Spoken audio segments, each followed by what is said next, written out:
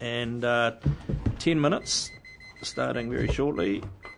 I'll make some sort of movement or probably noise or suggest you have 2 minutes left when that time comes, and if you wish us to ask you questions, please consider that in your submissions. So, good morning, welcome, and the time is yours. Thank you, Chairman Wilson, and greetings to you, members of Council. I'm here to submit against the investment of $80 million of our ratepayer money on in the Ruataniwha Dam on both environmental and economic grounds. And I'm going to be speaking for probably my full 10 minutes. But first of all, a declaration. I think that I could be one of the green antis, so described by one of our previous submitters. But just to allay any fears that might sort of go with that label, having environmental concerns does not axiomatically equate to being anti-development. In fact, there's a concept that's been around for a while now, and it's called sustainable development, and I'm a great advocate of that. My central submission is that the massive land use changes that this scheme will herald will tip the balance towards unsustainable farming practices with irreversible cost to the environment, specifically the health of the Tukituki River. All of the reports state unequivocally that the availability of water will conservatively more than double dairy farming from 13% presently to 30%. The costs to the environment of intensive dairy farming are now, thankfully, receiving widespread national attention. In a report released late last year, the Parliamentary Commissioner for the Environment highlighted this as the single biggest reason for the deterioration of our national waterways. Economist Gareth Morgan, not known for his green stance, points out that this nitrate-based solution, an economic externality, is not currently being paid for by the polluters, and this it amounts to private profit at public cost, to be borne by future generations. He calls this a national scandal and labels it New Zealand's version of the global financial crisis. We even have Bruce Wills, retiring president of Federated Farmers, saying just last week that the massive shift to dairying has caught us unawares and that we need to pull back. So the jury is in on the environmental damage from intensive dairying. And the mitigation strategies offered by the Council are not convincing. While flushing will reduce pyrrhophoton levels in both the Waipawa and lower Tukituk rivers, what of the upper Tukituk?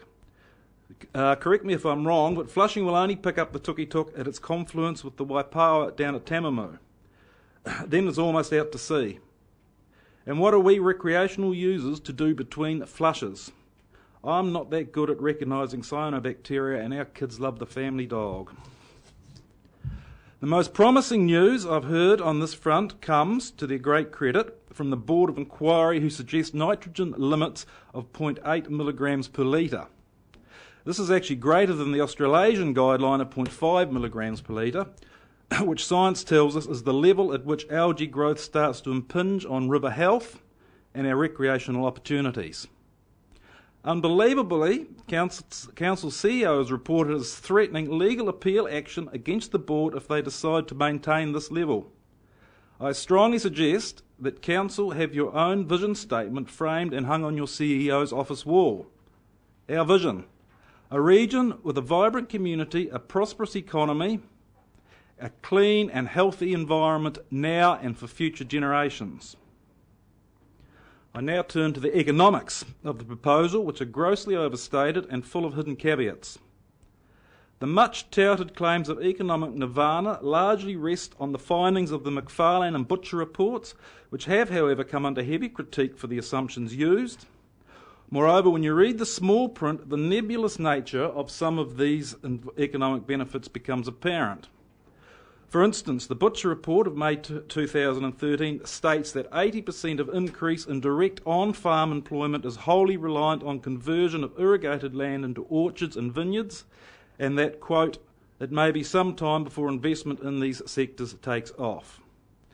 The Deloitte peer review must be viewed with the utmost caution, given its disclaimers that it has relied on regional council information without independent verification and citation of the review's own limitations. As for the Nemo Bill Alternative Investments Report, which I just had a look at, given that it dedicates just 5 pages in a 47-page document to assessing the 8 alternatives, all of which are dismissed on grounds of not meeting the Council's investment policy criteria. It might more accurately be titled the Identification and Non-Evaluation of Alternative Investments Report. I just want to briefly share my own experience of the impact of a large regional infrastructure project. Myself and my family lived in Darwin, Australia, when ConocoPhillips built an offshore pipeline and LNG terminal to tap Timor Sea gas, a $6 billion project. What happened there is what is described in the economic literature as a boom-bust cycle. Local Labor couldn't provide the skills and numbers to service the project, even with local content agreements in place, which interestingly haven't been spoken about in the context of this proposal. So outside labour was brought in, mostly on a fly-in, fly-out basis, along with a lot of overseas labour, particularly from the Philippines. These workers were all housed in a purpose-built on-site camp with meals and entertainment provided, so there wasn't a direct correlation between worker numbers and economic benefit to Darwin City. I imagine a similar arrangement would occur up at Wakarara.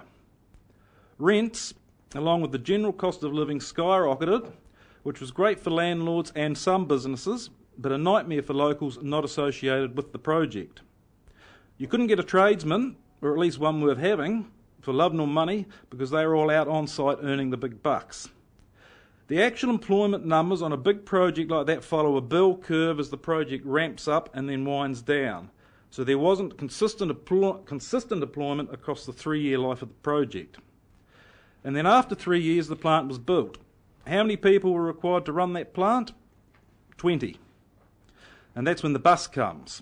Except, in Darwin's case, this was mitigated by a ramping up of mining investment, particularly in uranium, gold and nickel, due to a spike in global commodity prices. Except that we don't have any global mineral commodities in Hawke's Bay, so we get the bust. As stated earlier, ongoing employment after the build is reliant on farm use conversions, which might take some time, if these occur at all. Much of the direct on-farm employment in the first instance will be endearing, and none of the council's reports, consider the current reality that dairying is largely staffed by migrant labour, and certainly in Central Hawke's Bay where I live, who repatriate wages and don't actually contribute a lot to the local economy.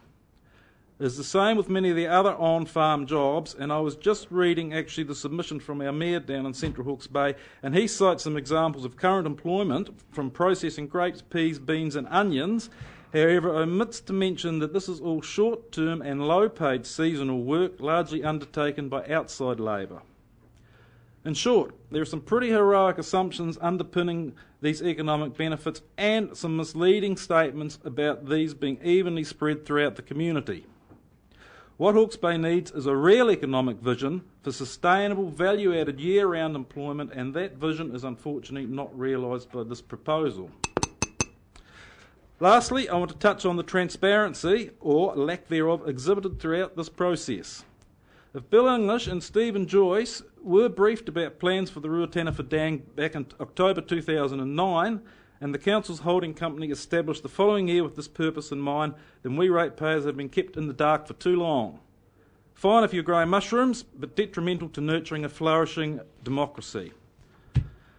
The Council are reported as having gagged GNS scientists for questioning the accuracy of Council-provided data labelled as being not fit for purpose, and then terminating a series of contracted reports. Central Government are in on the game as well, with Nick Smith knee-deep in the truncation of the DOC report from 34 pages down to 2 paragraphs, presumably due to its highlighting the Plan Change 6's untested approach to water management, which could kill the rivers involved. We have a large number of reports of a long and technical nature, inaccessible to many of the public who will be impacted by this project, and sometimes posted just before submission dates. Best practice public engagement utilises tribunals or advisory panels to ensure effective communication with the public about these sorts of issues, which require an understanding of science. Then there is the unresolved matter of whether having 3 of our councillors and the CEO as managing director of our investment company, and whether this constitutes a conflict of interest.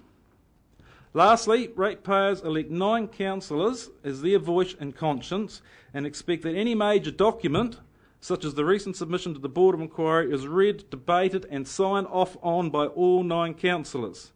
Anything less simply does not pass the sniff test. Indeed, councillors, there is an odorous whiff about this whole process, a whiff redolent of the smell which accosts my nostrils when walking down the banks of the Upper Tukituk on those lazy Hawke's Bay summer days when the river has been reduced to but a trickle. And I'll just conclude now, Chairman Wilson, if I could. In closing, councillors, it is abundantly apparent that despite this huge investment of human and financial capital, the planets are not aligning on this grandiose project, and they will not. Let us not be dogmatic but pragmatic. Now is the opportunity to cut these losses and to start again with the Council's vision statement as the guiding principle: a region with a vibrant community, a prosperous economy, a clean and healthy environment now and for the future.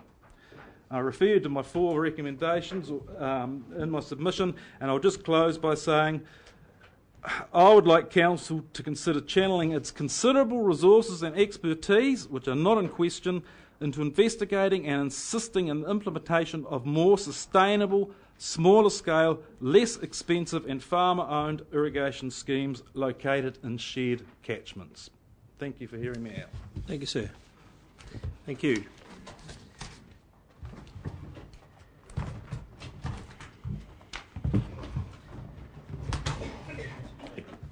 Right, thank you, and for the extra information as well. Thank you very much. Now we have, and I'll advise my colleagues here that the Mayor of Central Hawke's Bay is currently in, where? He's in Wellington with his wife in hospital. So, so we've got the able, I should say, Deputy Mayor Ian Sharp here, and the Chief Executive. Are you coming up the front too? You don't need him. Oh, okay. Right. Well, can I just suggest, Mr. Chairman, we send a message of the Mayor of Central Hawke's Bay? Thank you.